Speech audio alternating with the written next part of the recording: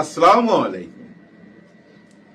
একজন শ্রমিক 10,000 টাকা বেতন পাইছে, বাসের মধ্যে উঠছে, কন্ট্রাক্টর এসে ভাড়া চাইছে, পকেটে হাত দিয়ে দেখে টাকা নাই, 10,000 টাকাই পকেট মার নিয়ে চলে গেছে।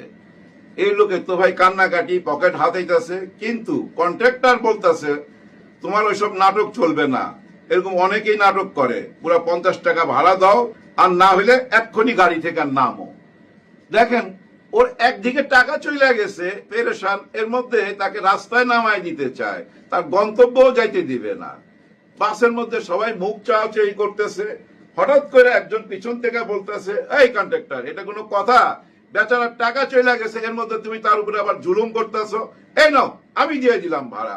উনি 50 টাকা দিয়ে দেয়। এতে গাড়ির সবাই কিন্তু হাততালি দেয়, বাহ কি সুন্দর একটা কাজ করছে ওই লোকটা, এবং সবাই মনে মনে তাকে দোয়াও করছে। কিন্তু মজার ব্যাপার কি জানেন?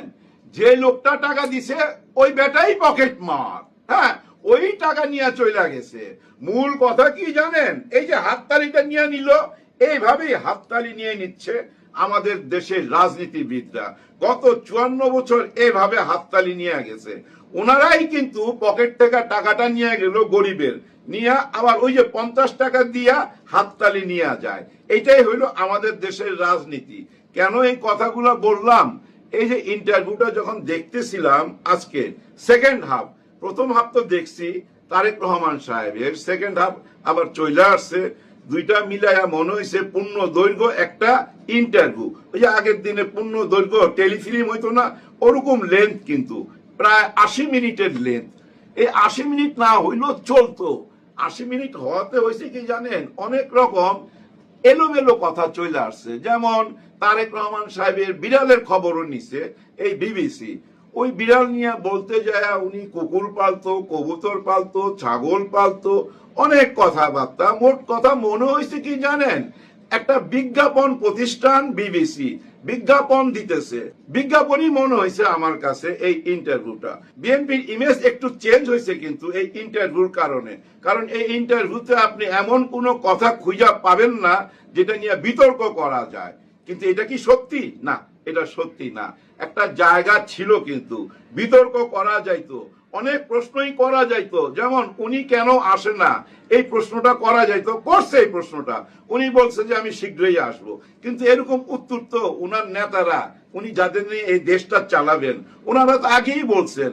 কিন্তু সঙ্গে সঙ্গে জিজ্ঞাসা করা উচিত ছিল, আপনি তো বলছেন একটা অদৃশ্য শক্তি, সেই অদৃশ্য শক্তির ভয়ে কি আপনি দেশে আসেন না?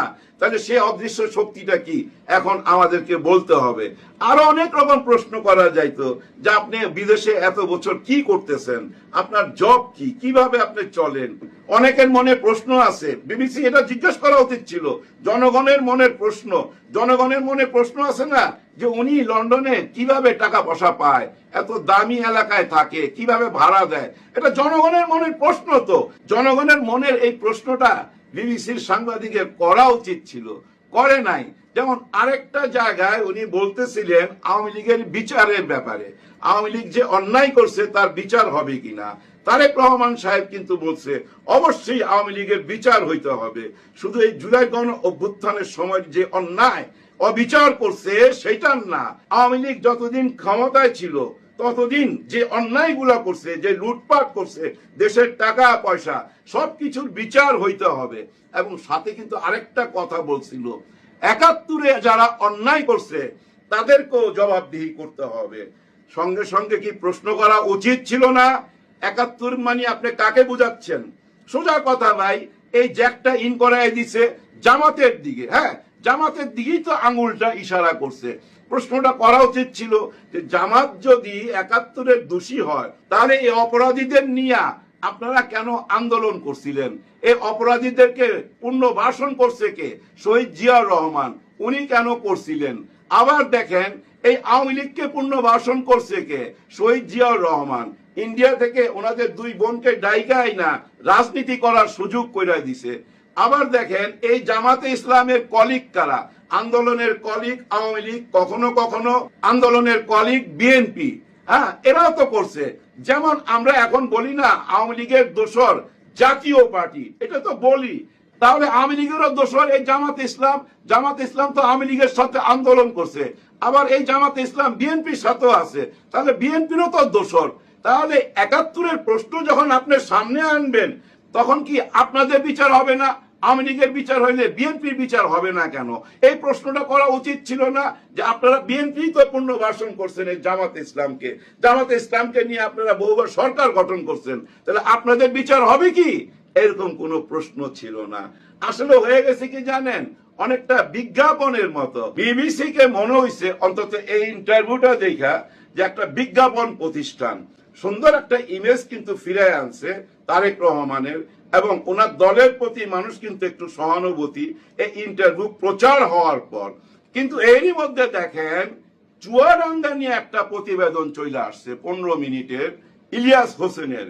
এই ইন্টারভিউটা দেখার পরই কিন্তু আমি চুয়াডাঙ্গার ইলিয়াস হোসেনের এই প্রতিবেদন মানে 15 মিনিটের এই ভিডিওটা দেখার পর আমার মনে হয়েছে, হায় হায়, ইঞ্জিন ভালো, বগি কেন লক্কর ঝক্কর। দেখেন পুরো প্রতিবেদনের মধ্যে বিএনপির যে চরিত্রটা ফুটে উঠছে ভাই, ভয়াবহ। মনে হচ্ছে কি জানেন, ওই যে ভারতের চম্বল নামে একটা ডাকাতের এলাকা আছে না, ওই চম্বল হয়ে গেছে চুয়াডাঙ্গা। চুয়াডাঙ্গার ভিতরে কোনো আইন কানুনই তো নাই, ওই দুই ভাই যা ইচ্ছা তাই কইরা বেড়াইতেছে। দেখলাম একজনের টেলিফোনে বলতেছে, তরে ধরলো তো 5 লাখ নিতাম, তোর ভাইরে ধরছি আধা ঘন্টা টাইম দিলাম, আধা ঘন্টার মধ্যে 1 লাখ টাকা দিয়ে যাবি, যদি না দেস 2টা মেশিন হাতে ধরাইয়া আর্মির কাছে দিয়ে দেবো। বুঝছেন কথা?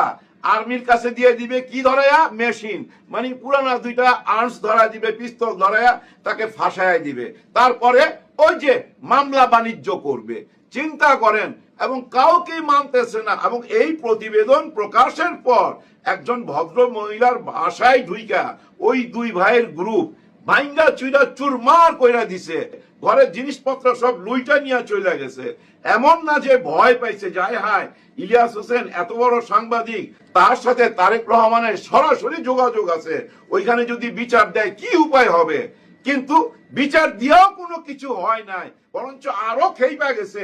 মদের বোতল নিয়ে সে সামনে চলে আসছে, তারে বহিষ্কার করছিল ভাই। বহিষ্কার করার পর মদের বোতল সামনে আই না ছবি দিছে যে বহিষ্কার আমি এইটা দিয়া মানি। বুঝছেন? কেউ কাউরে মানতেছে না।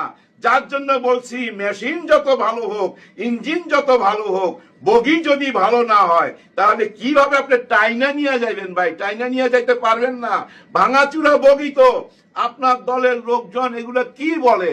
আপনার দলের লোকজন বলে আওয়ামী লীগকে নির্বাচন করতে না দিলে এই নির্বাচন গ্রহণযোগ্যতা পাবে না আন্তর্জাতিক ভাবে। এই যে আপনাদের মনিয়াপা আছে না, উনি বলছে, আর অনেকেই বলে। আর ফজলুল সাহেব যে কি বলে উনি নিজেও জানে না। উনি তো চাই আওয়ামী লীগ ফেরত আসুক, মুখে বলে না, খালি বলে স্বাধীনতার পক্ষের একটা শক্তি আসবেই। সে আসবেটার প্রমাণও পাওয়া যাচ্ছে। ওই যে সাবের চৌধুরীর বাড়িতে চলে গেছে 3 জন অ্যাম্বাসেডার, সুইডেন, নরওয়ে এবং ডেনমার্ক, এই 3টা দেশের অ্যাম্বাসেডার ওনার বাড়িতে যোগাযোগ করতেছে। তারেক রহমান সাহেব বলতেছে যে আমরা বিচার চাই, বিচার হইতেই হবে। কথার কোনো মিল নাই ভাই। ওই পচা রাজনীতি আর চলবে না, সামনে এক কথা পিছনে আরেক কথা। ওই দিন নাই রে ভাই, ভুইলা যান ওইসব দিনের কথা। দেখেন না দুনিয়ার মাঠের খেলোয়াড় কি খেলা খেলতেছে, একটু কি ইঙ্গিত পাইতেছেন না? সাবের চৌধুরীর বাড়িতে যে চইলা গেল 3 জন অ্যাম্বাসেডার, কার পারমিশন নিয়ে গেল, কে অনুমতি দিল? বোঝার চেষ্টা করেন। বলছে না ডাক্তার ইউনূস স্যার, আগামী নির্বাচন হবে ঈদের উৎসব, ঈদের আনন্দ। তো সেই ঈদটা যদি আপনি করতে চান, পুরো বাংলাদেশের মানুষকে নিয়ে ঈদ করতে হবে, নাকি এরকম কিছু করবেন যে আচ্ছা এই দলটাকে নিয়ে আমরা ঈদ করুম না, আমরা এই দলগুলা নিয়ে ঈদ করুম, নির্বাচন করুম, অর্থাৎ ভোট দিতে যাবো। ভোটের আনন্দ যদি নিতে চায় সবাইকেই লাগবে। ওই দিকেই মনে হয় দেশটা যাচ্ছে, আর যাওয়াও উচিত। কারণ কি জানেন, গত 14 মাস কেউ কাউকে বুঝাইতে পারতেছিল না। সবাই মনে করতেছিল ভাই ক্ষমতায় চলে গেছি, কে কারে থামায় পাত্তাই তো দিতেছে না, পারলে পুলিশটা দইরা পিটায়। আমি দেখলাম কিছুক্ষণ আগে একটা ভিডিও, একটা লোক দৌড়ে গেছে আর্মির গাড়ির কাছে যে ভাই কি যেন একটা ঘটনা ঘটছে জানি না, কিন্তু পিছন থেকে আইসা তারে বাইরে আইতাছে, গাড়ি থেকে কিন্তু কেউ নামে নাই। খুব দুঃখ লাগলো, কষ্ট পাইলাম। তার মানে কি জানেন, কিছু একটা তো হইতে যাচ্ছে। এই যে ইলিয়াস হোসেনের চুয়াডাঙ্গার প্রতিবেদন, এই চিত্রটা কি শুধু চুয়াডাঙ্গার জন্যই? বাংলাদেশের অন্যান্য জায়গার চিত্র কি? খুব কাছাকাছি ভাই, খুব কাছাকাছি। বিবিসি এবং তারেক রহমান সাহেবের এই 70-80 মিনিটের বক্তব্য বা সাক্ষাৎকার যতটা সুন্দর, পুরা দেশের অবস্থা ততটা সুন্দর না। আর এই অস্থিরতা, আমাদের দেশের বর্তমান এই 14 মাসের অস্থিরতার পিছনে হাত কার, কারণ কি, সেটা খুঁজে বাই করেন। চাঁদাবাজ নিয়ে কথা উঠাতে তারেক রহমান সাহেব কি বলছে, যে কিছুটা সত্য আর কিছুটা হচ্ছে আওয়ামী লীগরা, যারা আওয়ামী লীগের বিএনপি জায়গা জমিন বাড়ি ঘর সম্পত্তি দখল করছে, ওগুলা তারা ফেরত নিছে। ভাই, ফেরত নিতে গিয়া যে তাণ্ডব চালাইছে, ওইটা কি বৈধ? ওইটা কি আইনগত? ওনারা কেন আইনের আশ্রয় নিল না? নিজেরা যায় কেন বিচার তুলে নিল? মব জাস্টিস করলো। এই মব জাস্টিসের পিছনে কাদের হাত, এই অস্থিরতার পিছনে কাদের হাত, এটা আপনারা বুঝা নিয়েন। এইটা কি থেমে যাবে? না না না, থামবে না, চলতে থাকবে, আরো অস্থিরতা বাড়তে থাকবে। নির্বাচন যত কাছে আসবে, অস্থিরতা আরো চরমে যাবে। কারণ কি জানেন, ওনাদের আসলে কোনো লিডার নাই। লিডার চোখের আড়ালে তো ভাই। দেখেন, এই যে ইয়াং জেনারেশন, যারা 18 থেকে 25 বছরের মধ্যে, এরকম ভোটার তো আছে 2 কোটি।